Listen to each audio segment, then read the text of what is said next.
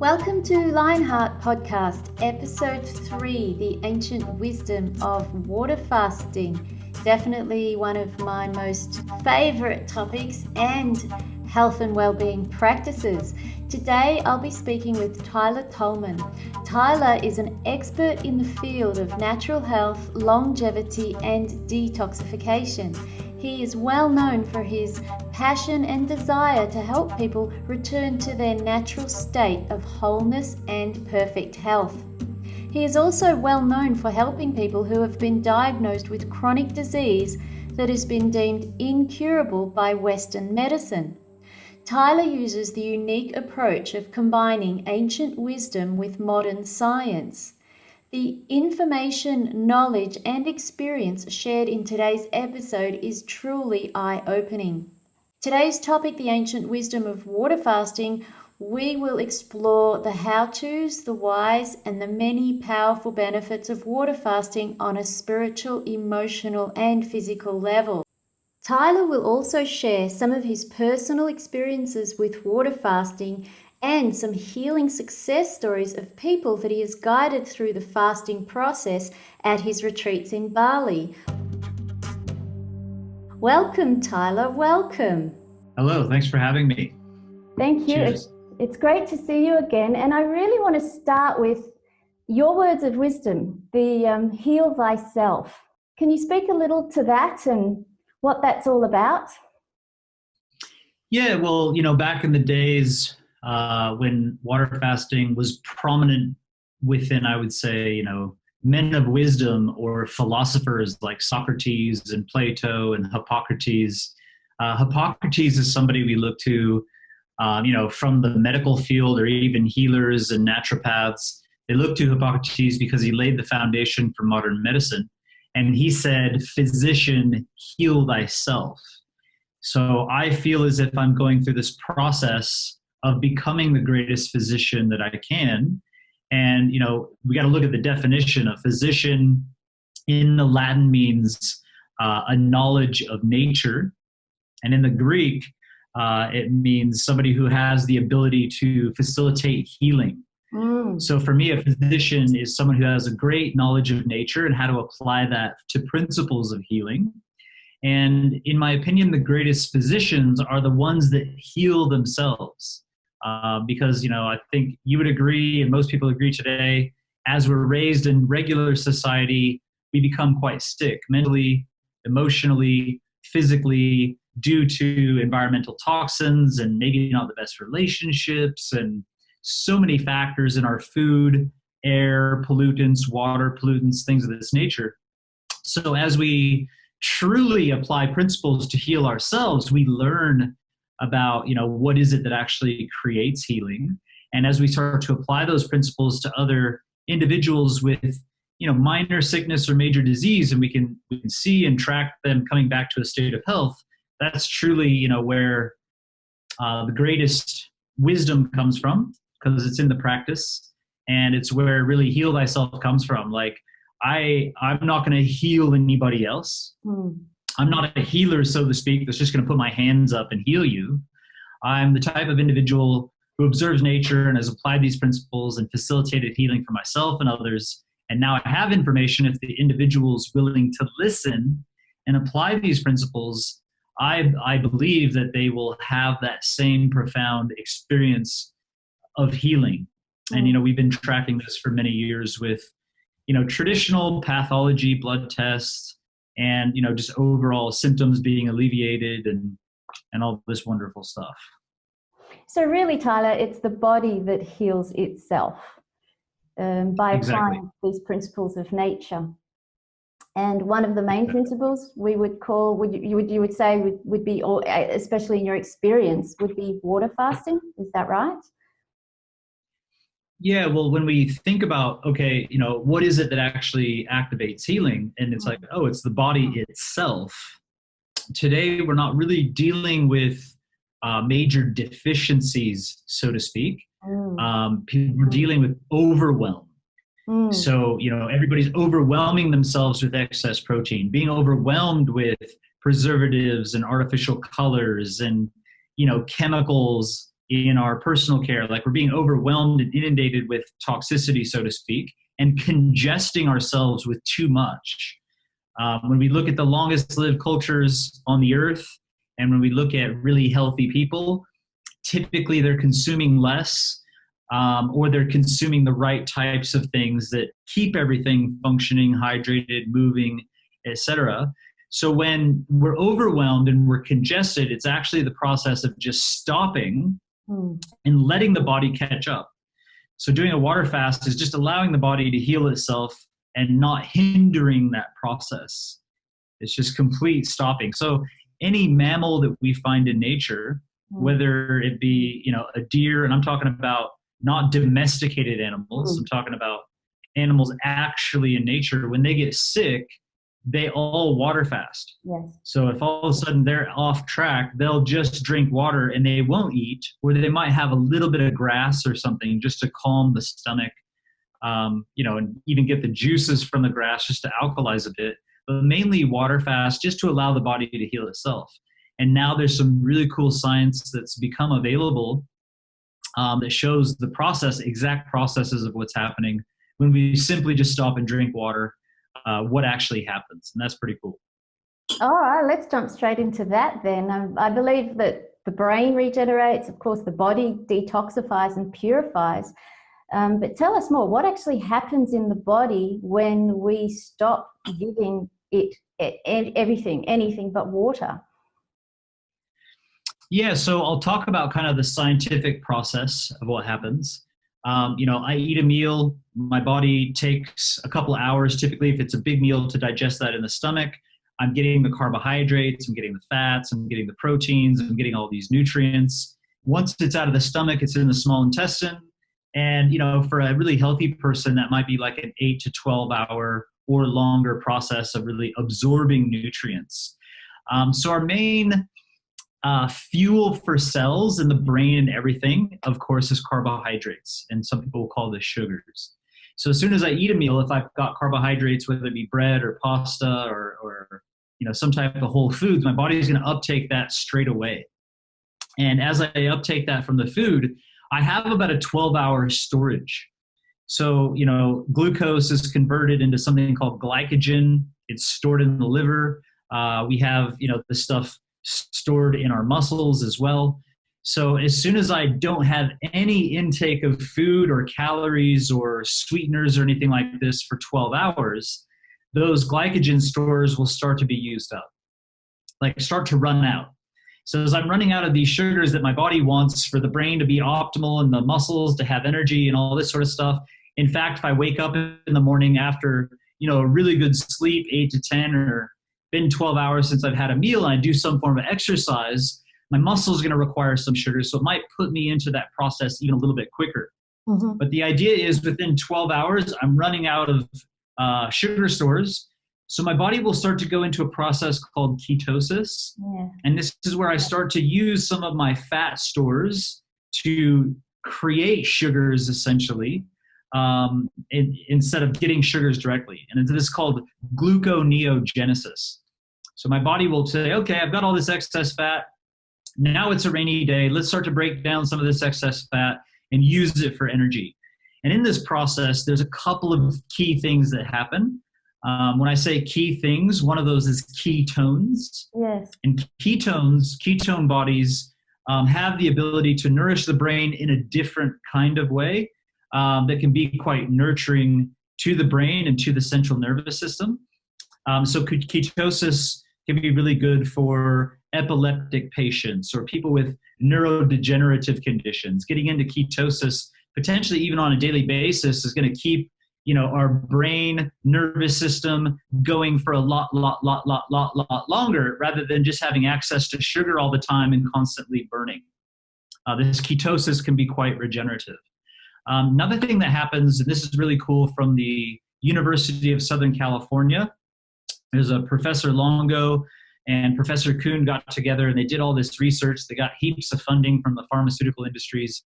And they discovered that when our body goes into full ketosis and starts breaking down fat, what happens is stem cells are released. Now, a stem cell is like, if you can imagine, we have eye cells, liver cells, bone cells, all these different kinds of cells within the body.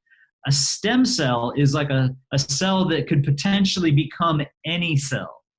And the cells that can become any cell are called pluripotent cells. They have pluripotency, which means they can become any cell. So if you can imagine, we start to run out of sugars, our body goes into ketosis, it's good for the brain. Our body starts to break down fat, which we know is a good thing, which is getting rid of some of the excess insulin and things that are stored. It gets rid of some of the toxins because fat is kind of like a buffer for toxicity. A lot of times we put down fat to soak up extra toxins, that might be due to environmental toxicity or a backed up colon or something of this nature. So there's a lot of cool benefits, but these stem cells have this thing called pluripotency, which means they can become any cell in the body. Now, there's a key factor to understand here that all this is great and wonderful, but we have an enzyme called PKA that prevents the uptake of these pluripotent stem cells to just fix and repair everything. So what Professor Longo provided scientifically was like the breakthrough science of like, wow, once we hit 48 hours.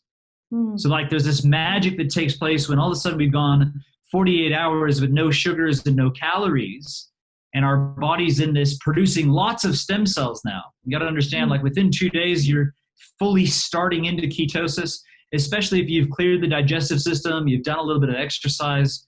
Otherwise it might take 3 days. But within about this 48-hour period, our body naturally suppresses what's called PKA, and the stem cells start to uptake.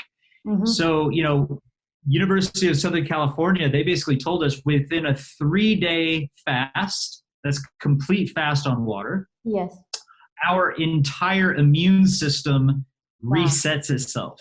Wow. Meaning that all the old white blood cells that maybe had just been, it's kind of like an old military.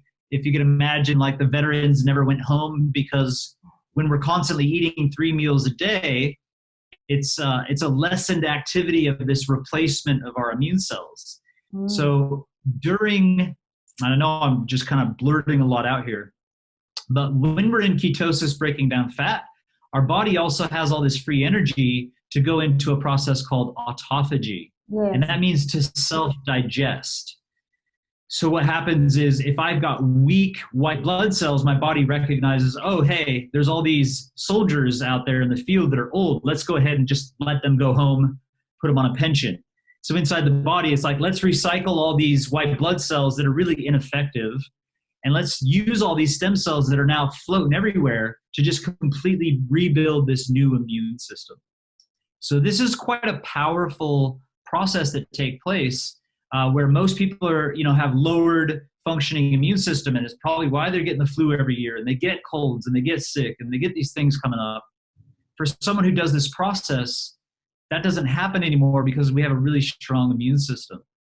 And if you go back to ancient times, especially real ancient Egypt, you'll discover in their writings that they did 3 days of water fasting every single month. Yeah. And they did that on the new moon. So it's almost like there was this profound wisdom, maybe without the science, who knows, where they just knew if they went 3 days on a water fast, it would reset their immune system and they would avoid sickness and disease. And when I discuss real Egypt, I'm talking about the old Egypt. I'm not talking about kind of the end where the fall was. But if you look at like Herodotus and you look at Homer and some of these individuals from Greece that traveled there, they say the Egyptians were the cleanest culture that ever existed, the happiest and the healthiest, and also the most religious. And when they say religious, they probably meant like they were very systematized what they did every single day. They woke up at the same time. They all would watch the sunrise. They would all fast together for 3 days on the new moon. There were big cycles that they would go through that pretty much everybody did together. So there's a little bit. Like rituals and community. Yes, exactly. So 3 days of water fasting can rebuild your entire immune system. 3 days. That's what the science is telling us. And again, people can look up University of Southern California, reset immune system, and they can pull up some of this research. That's amazing. That's amazing. Look, I just want to ask, because you sort of you speak of ancient wisdom and then there's modern science. What is the actual combination? Like, why is this wisdom ancient? Why did we lose it? What happened to us? do you think? Well, it's, we could go kind of woo-woo here, or we could keep it basic, but essentially I believe there was a big shift in human consciousness in general, and we had kind of a whole religious age that came in, where I worship these gods, and if you don't worship these gods, then I don't like you, and so we need to go to war.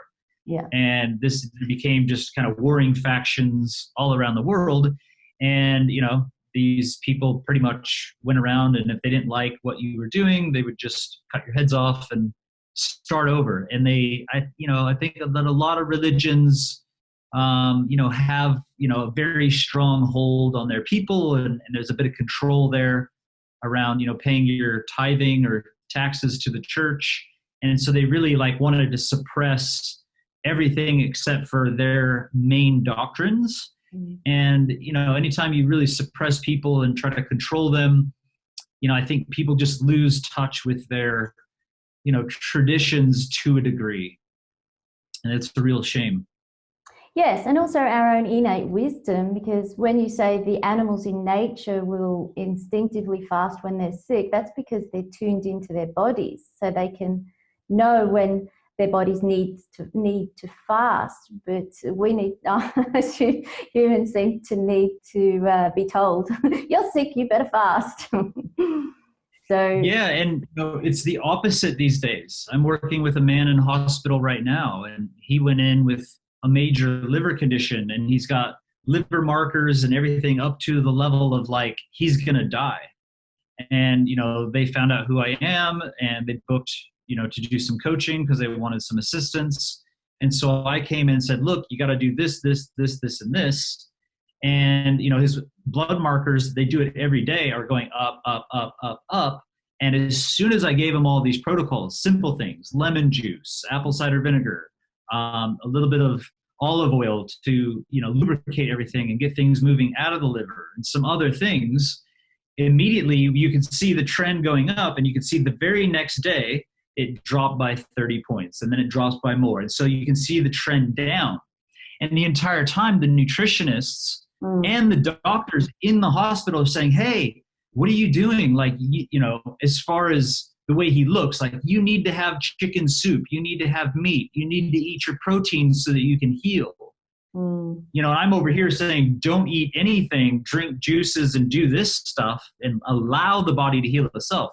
The liver is majorly congested. You don't want to be putting chicken and beef, proteins that the liver has to break down on top of an already congested liver.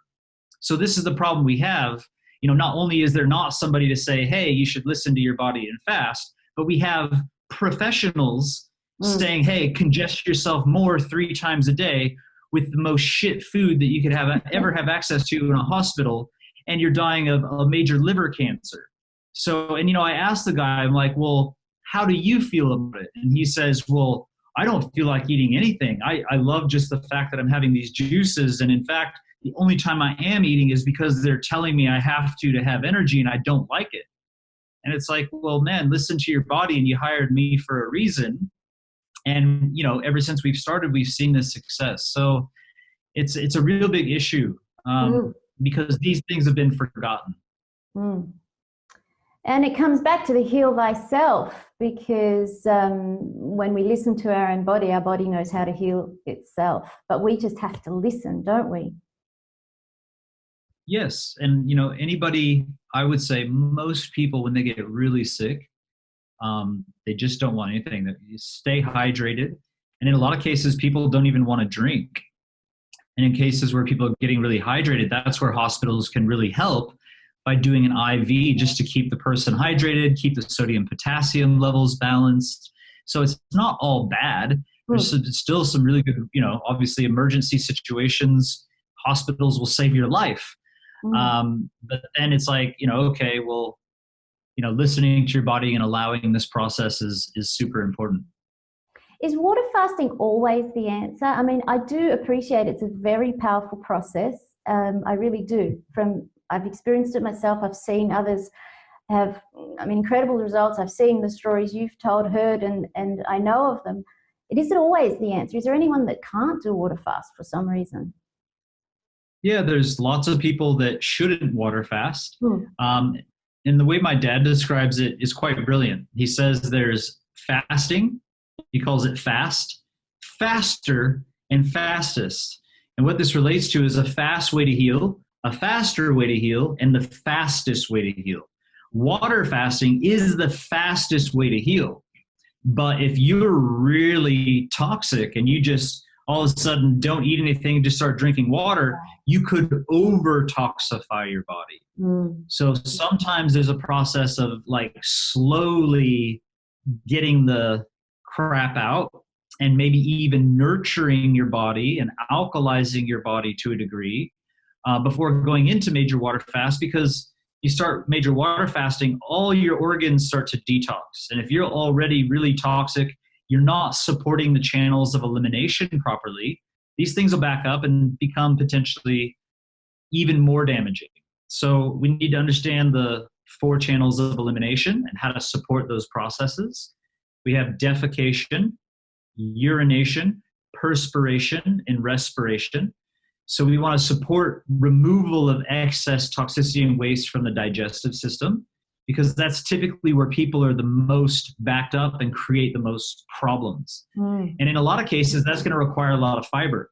And this is why, like, the one product I've had ever since I started doing this has been a colon cleanse, just a basic colon cleanse. And it's fiber and clay to get rid of pesticides and herbicides and get everything moving out first. Yeah. Just doing a colon cleanse for a lot of people is enough. Yeah. So basically fast is fruit. So once you clean the digestive system out, if you just were to eat fruit, it's hydrating. It's got both soluble and insoluble fibers, eating different kinds of fruit. You got pectins in apples.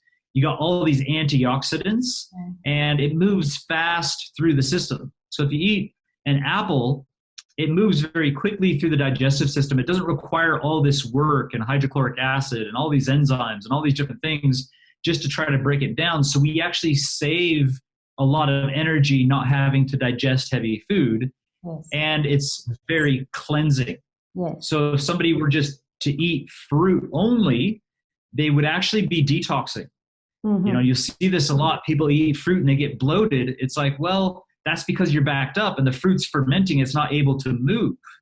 So you might need to only eat fruit for a long period of time to clean all that stuff out, get the pipes moving before you'd want to go into maybe a juice or a water fast. And most deficiencies happen from digestive inflammation. For example, if you have too much acids in the small intestine, it becomes inflamed, and your body, the little villi that absorb everything from your small intestine, shrivel up. And these are the cells that absorb iron. These are the cells that absorb B12 to become an active form of B12 and other things. So, I do clinical fasting.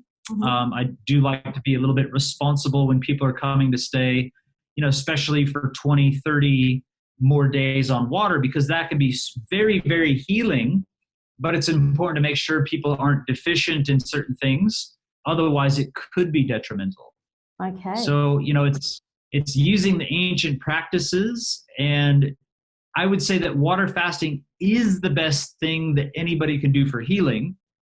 But some people you'd have to work with for maybe a month or 2 months or even 3 months, getting them prepared and built up and strong enough to be able to do a water fast and then receive all the healing benefits from it. Okay. So really you're speaking of those with chronic disease, yeah? Backed up. Yes. And some people might be deficient without chronic disease because they have minor inflammation in the digestive system that they're unaware of. I would say that most people have inflammation and conditions and potential deficiencies without even knowing it. Can you go through some of the experience that happens when we do a water fast? I've heard you speak of this before. It was just great, where there's sort of like we go through stages when the body is fasting for 3 days just on water, and then 10 days, and it goes into quite a deep spiritual and emotional detox as well. Can you touch on that a bit? Yeah, well, one thing that I share is for every day we water fast, it's almost like emotionally and energetically we're going back a year and clearing some of maybe the physical toxicity and things we've been doing over the last year, but also digging deep into maybe some emotional things that we've had come up. And I believe when we're in a negative emotional space, a lot of times we suppress it with food or with drugs or coffee, alcohol, whatever. We suppress this. And our emotional molecules are actually molecules. They're physical things that exist within us. And so if my dad dies, or I have a breakup, or something big happens to me and I have this emotion and I just kind of suppress it by eating and cracking on, drinking, whatever it is, the emotional molecules become stored within us. And a lot of times the baggage that we have as far as actual fat is emotional baggage. So what I find is when somebody's doing a fast, and I've done this with hundreds of people, everything's fine. They're fasting for 7 days. And then all of a sudden on day 8, they're puking and they're dying and they're in pain and they got all this stuff going on. And I'll come to them and say, hey, what day are you on the fast? Oh, I'm on day 8. What happened to you 8 years ago? And nearly every time the person will be like, oh my God, that's exactly what I'm feeling. Like my father died, or this big thing changed in my life and I was sick, and it was a really bad emotional time. And I had this exact experience. I just finished a 10-day water fast a couple weeks ago.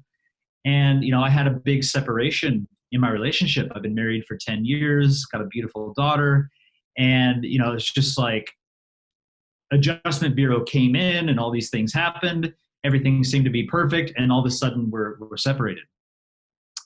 And so I think there was a lot of emotional stuff that, because I had programs, because I was touring, because I was doing all this stuff, I did suppress a lot of what was happening just to kind of keep cracking on, making enough money for the family and keeping the business going. And so when I went on the fast, literally it was the first night, like 24 hours, I just fully felt like I was going to die. Like cold, hot sweats, puking, acid, emotion, like the whole thing. And it was almost like I felt like I cleared all the toxicity on the first 24 hours. And I know that it's related for sure, because the next day, there's 10 of us, we all got together and I really was able to open up and share. And I had a good cry, and really it was, 9 other men that I really felt like I could share what had happened. So, big thing, people, focus on the physical benefits of fasting, and really the emotional healing, mental and emotional healing that take place, especially on a water fast, because we're just completely humbled and we're not able to suppress anything, and everything just comes to the surface. And especially if you're in the right situation, with the right kind of people or healers that can facilitate or whatever, we really can clear a lot of this stuff. And as we are in ketosis and burning through about a half a kilo of fat every day just to maintain our metabolism, these emotional molecules will be released. You'll be able to feel it and clear it truly without, eating something and re-suppressing these types of issues. So yeah, really, really profound level of mental and emotional healing that take place with fasting. And if people are aware of this, when they hit these major points and they feel like, oh, this isn't good for me, I'm going to die, I need to stop. It's like, no, this is the work.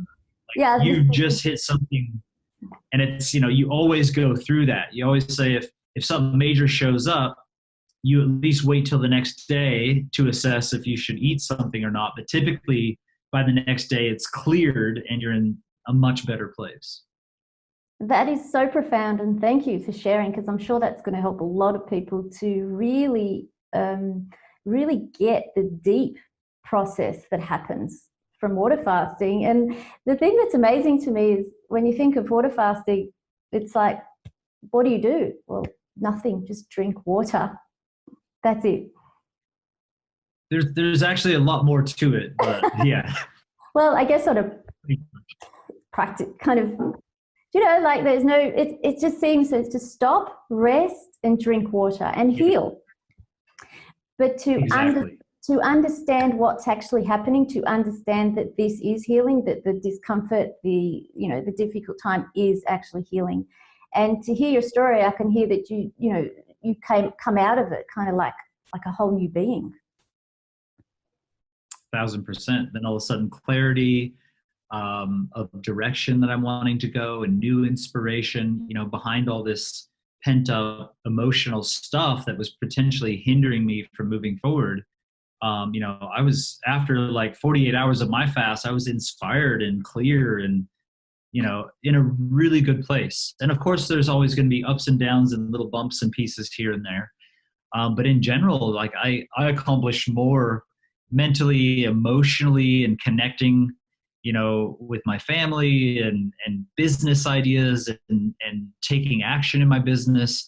There was like so much that happened in that, the last, 7 days, after the first couple days, got behind me, that was just absolutely profound. I feel like what I accomplished in 7 days of that water fast specifically, if I was 100% focused while I was eating, would take me months and months and months to do. So, well, what I've seen you done in doing 5 or 6 or 7 or 8 years has been incredible.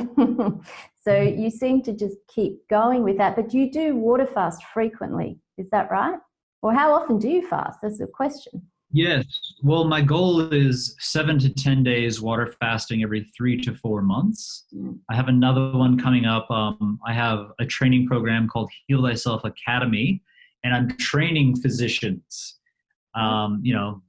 My version of physicians. We call them Heal Thyself coaches. And they learn iridology and sclerology and how to read the face and nails and tongue and different things, different signs that things are going on. And then they give protocols for people to heal. And essentially the next one that I have on is in January, and it's basically an open invite to all the coaches and students to come and do a fast with me for 7 to 10 days. And I want to continue that process about every 3 to 4 months. Socrates and Plato were both known to fast 10 days at a time on water for mental and physical efficiency. So it's something that they did quite often.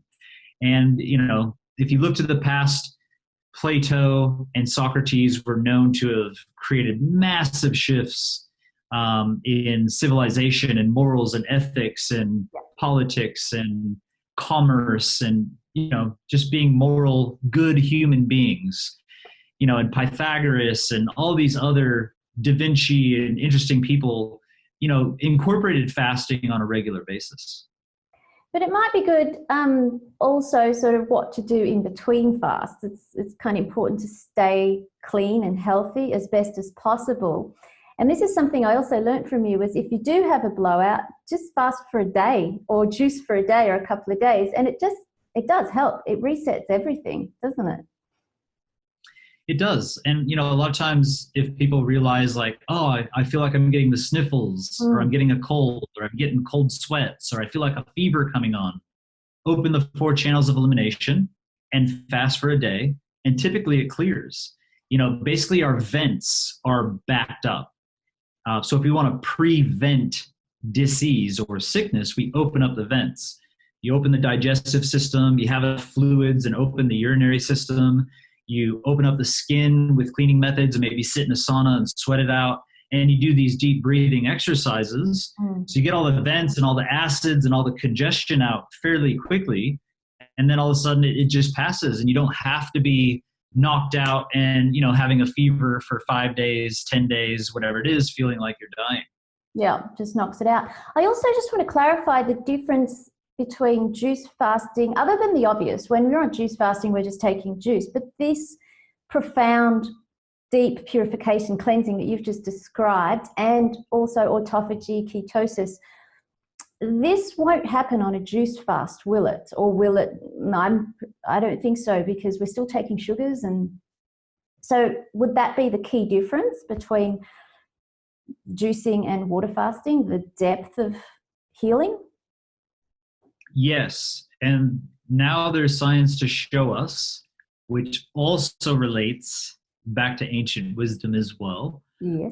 that there's an amount and kind of timing that can take place if we are on a juice fast and still get the benefits of a water fast. So that's really promising. But in general, if somebody's just juice fasting and drinking however much juice they want, it's very healing. There's lots of different, fibers that are coming from juices. We think, oh, juice doesn't have fiber. Well, no, it's still got, hundreds of thousands of little microfibers that are coming in and cleaning out the liver and cleaning out the circulatory system and going to work for our healing. So juices are fantastic.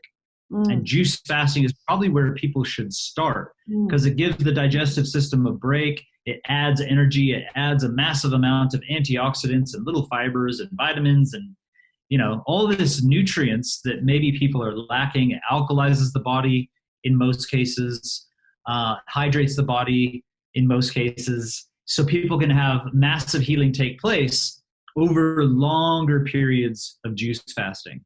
And, people that have general tiredness and any types of issues, if they'll just do 3 to 5 days, 7 or 10 days on juices, they'll immediately most likely feel some level of improvement, minus maybe some major detox in the beginning.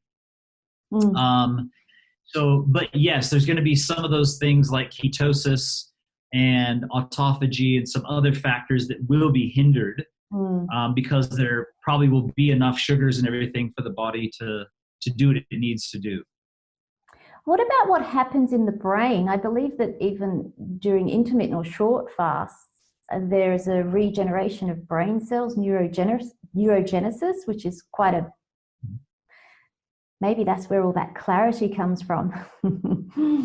Yeah, well, so again, looking back, ancient Egypt and even other cultures and some long-lived cultures, they do intermittent fasting. So some cultures will do, again, like 1 day a week. Others will do 2 days a week. And then some just kind of live their lifestyle like this every single day. So there's a lot of cultures that, eat a big breakfast and a light lunch and they don't eat dinner. They have like a tea or something like this. And then there's others that it's kind of the opposite. They don't really eat in the morning, but midday they might have a big meal, and then nighttime they have something light and something to eat. So, there's two major factors in all, it's called gerontology, the study of longevity from around the world. Every university that studies longevity, they know that there's two main factors that create the most boost in our longevity. You've got all these little factors like resveratrol, we got telomerase, we got all these little kind of factors that are great. But the big ones, and sometimes they don't really say this, the big ones are two things that anybody can do. Calorie restriction, which means in general eating less calories over long periods of time, or less calories every day, or making up with less calories by fasting a day or two a week. Anything we do that brings our caloric intake down per week is beneficial for longevity. And then the other one is cycled fasting. So there's a lot of benefits that mimic caloric restriction and have the same, if not better, benefits. And that's cycles of fasting, giving the body a complete break, letting all the enzymes and all the body, the insulin levels, insulin sensitivity, protein recycling, protein utilization, all these cool factors increase for the better when we give the body time to just rest and heal. And then when we eat, the body utilizes the food we are consuming much more efficiently. So, what I like to do most of the time is intermittent fasting till about midday. So typically I'm not eating anything till 12, sometimes even 1 o'clock, but I might have sometimes a juice or something like that earlier. And then doing my best to have, my biggest meal is typically dinner. So typically by 5:30, 6 o'clock. And once I have that big meal, I'm done. And then after that, it might be, just water only, or I might have a tea, chamomile tea, just to relax go to bed, get a good night's sleep. And those, I think that everybody that I've ever experienced that starts intermittent fasting, not eating till around midday and then stopping consumption around 6 or 7 o'clock at night, tends to have a lot more energy in the morning and clarity, and they feel better. So the benefits, because, again, if I stop eating at 6 o'clock at night, by 6 o'clock in the morning, my body's in nutritional ketosis. So if I get up and, support the channels of elimination, I hydrate, go for the walk, I use those excess sugars, now those ketones are feeding my brain and repairing my body's, getting rid of a little bit of excess fat and toxins. And I'm doing that from 6 in the morning till noon. That's a 6-hour window where my body's able to heal and repair and do all this cool stuff every day, as opposed to just waking up and eating and stopping that process every day and then not getting the healing benefits, just accumulating fat over time, et cetera, et cetera. Tyler, just quickly, I want to clarify ketosis. I really appreciate the ketosis in water fasting, but ketosis is spoken about a lot lately as a diet. And most of all, it's about eating a lot of meat or fats and not having sugars and carbs. So I really want to clarify that there's a huge difference here. When the body is in ketosis on a water fast, it's eliminating. But if the body's in ketosis and not eliminating, and we're ingesting meat and things like that, what are your thoughts on that? Because I can't imagine that could be any good at all. Yeah, so, for me, when I'm going to eat something, I want it to be highly nutritious, like full of B vitamins, full of vitamin C, which we don't make like other animals, to be full of phytonutrients and antioxidants and fiber. When I'm eating food, I want that to be cleaning me out, not backing things up and creating congestion. So the problem with animal products is they don't contain fiber, and they're really low in most of the vitamins. Like if you take a caloric equivalent of broccoli and red meat or whatever it is, or any plant-based item for that matter, the plant-based item is going to have a massive amount of vitamins, minerals, nutrients, whereas the meat's going to have a very low amount. The plant's going to have a high amount of fiber. The meat doesn't have any. And the meat's very high in calories. The plants are low in calories. So, even if you eat a small amount, you're satiating your caloric intake per day, where you're eating too many calories. And that's the main detriment to aging. That's the main detriment to so many things. So what happens is the more meat you eat, the more you kind of just focus on that, and you eat a lot less plants because calorically you're satiated already from the dense animal food. And what happens is we become congested. Over long periods of time, we become nutritionally deficient. We become highly dehydrated, because it takes a lot of water and things like this to be able to digest.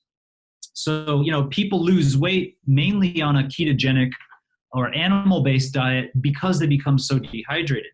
Wow. But it looks good. Like, your muscles become defined. You might get a six-pack, or, you're losing a lot of water weight, though, which is not a good thing.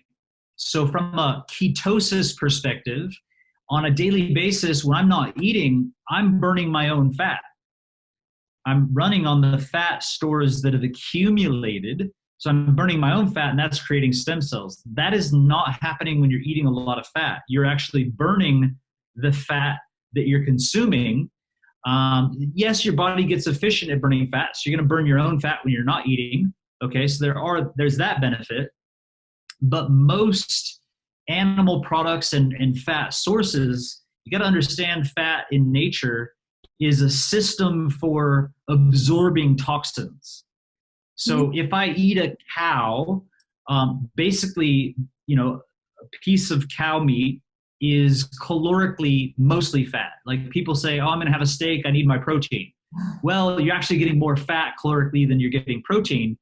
And the fat stores of that animal eating potentially foods with pesticides, herbicides, genetically modified stuff, you're going to have so many more pesticides and herbicides and toxins in that fat than you would ever get from sprayed fruits and vegetables.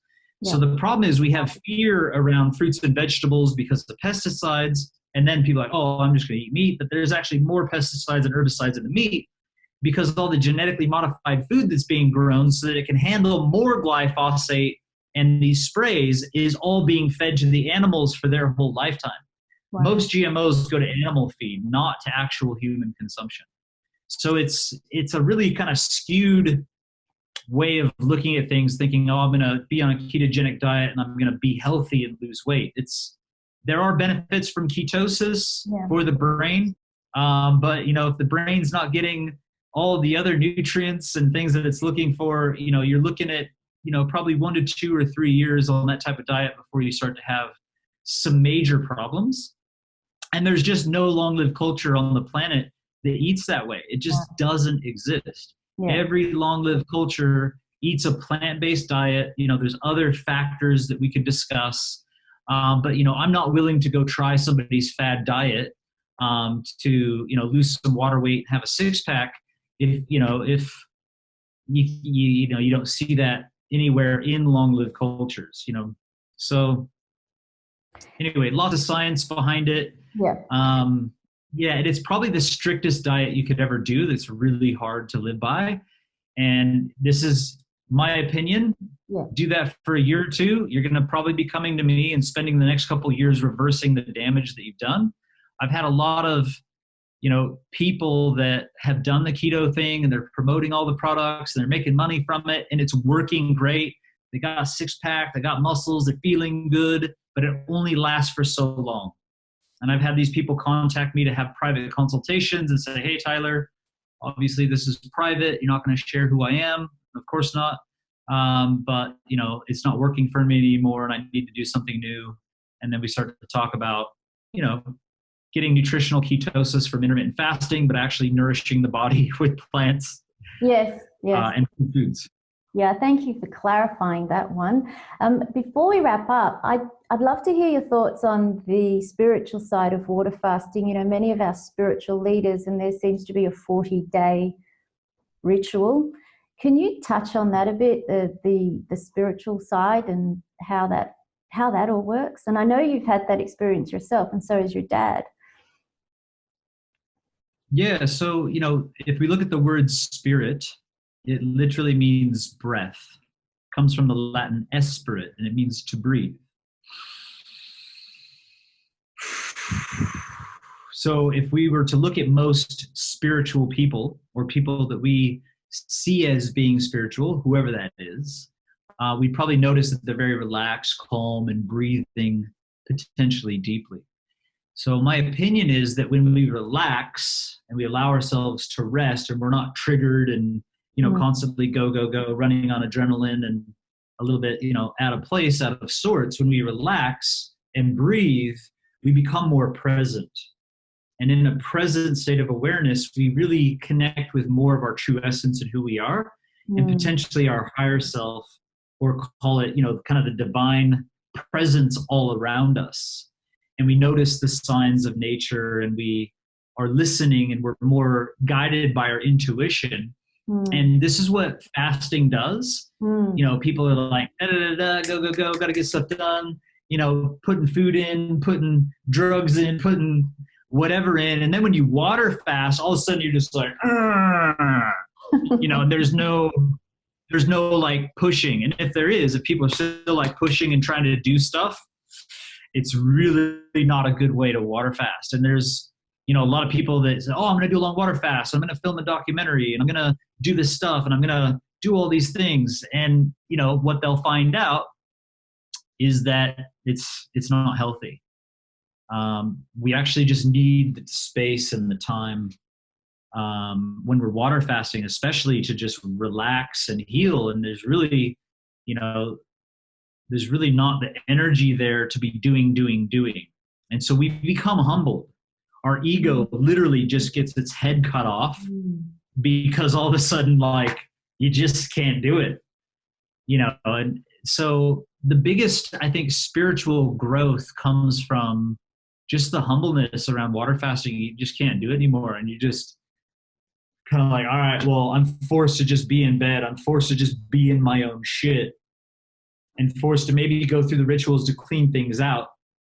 And if people like follow my methods, I have very clear methods for water fasting, especially that open up all these channels of elimination and breathing exercises and how much water and is there anything to add to the water and mineral balancing and et cetera, that, all of a sudden you'll become present and you'll probably meditate on your own.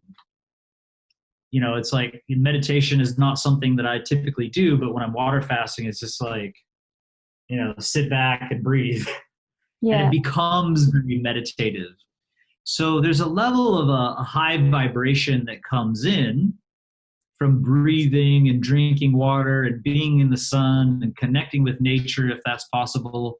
And really, it's a reflective space. So if we know ourselves, I think that's where the highest, spiritual understanding comes from. And that was probably a lot there, but and yeah. But it was good because you covered also how you help people when they come to fast with you.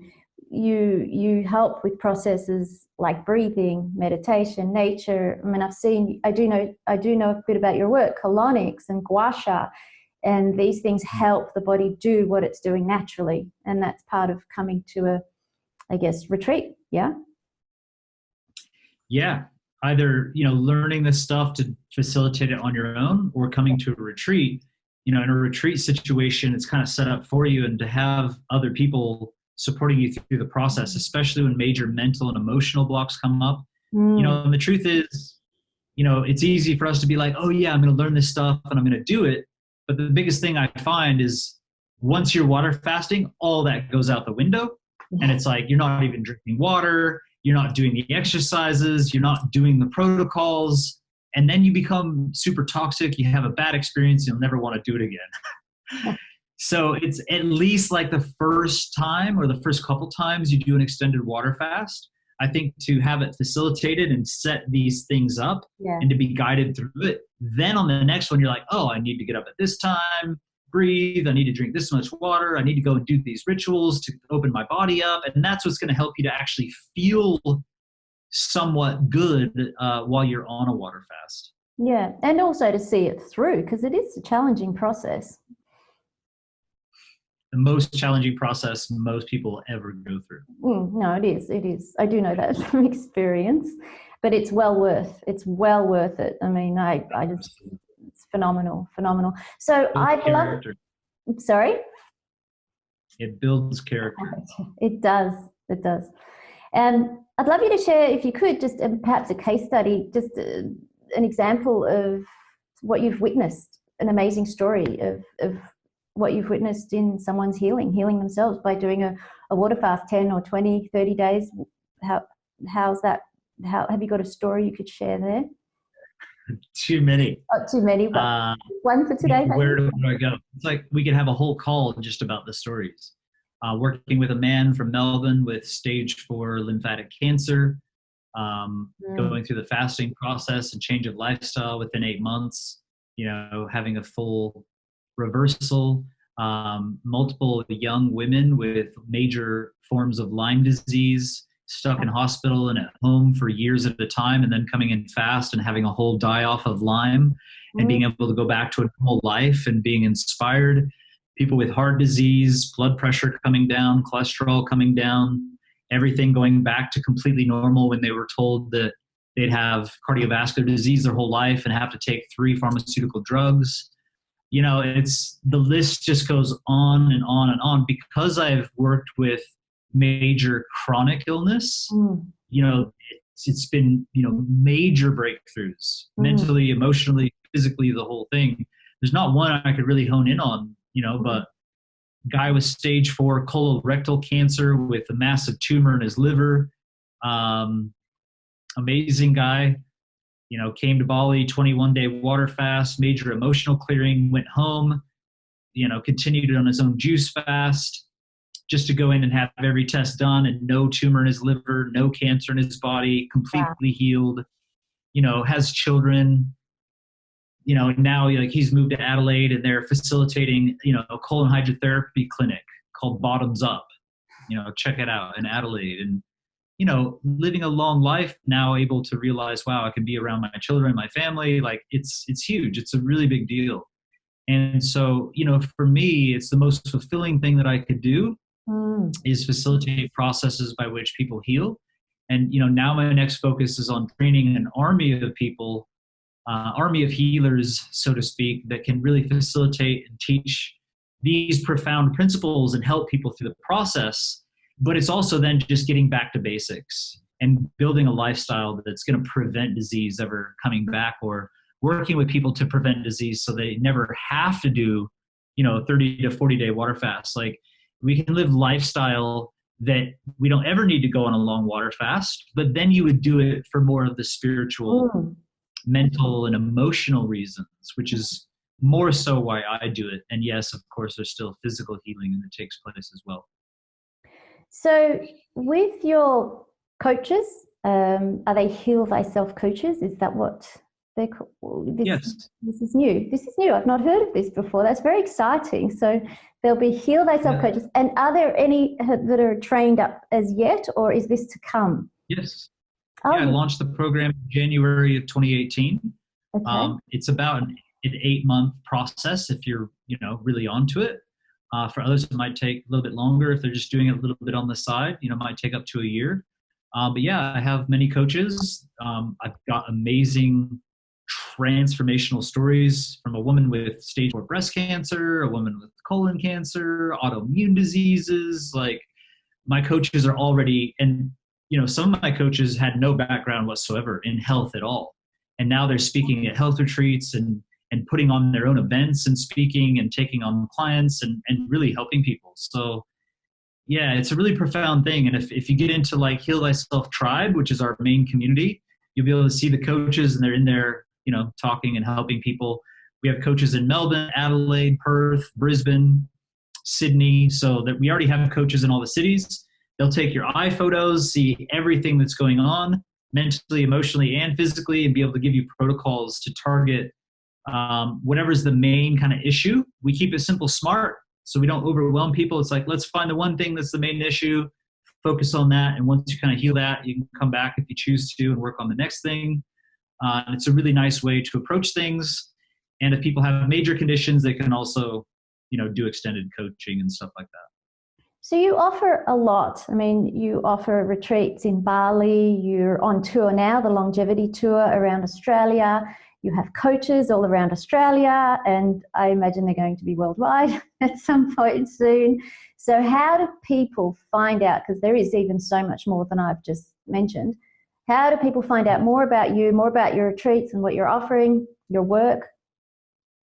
Yeah, just tylertolman.com. They can just go and kind of peruse whether somebody's wanting to take this up as a career type of thing, or if they're just wanting to come and be in a fasting situation and clear massive emotional stuff and have like major awakening. My own kind of spiritual teacher does the program with me. His name's Michael Adamides. And I just finished one of those programs. Literally the day I finished, I got on a plane that night and flew here to do this tour. So amazing transformation, like super cool. All right, fantastic. So tylertolman.com.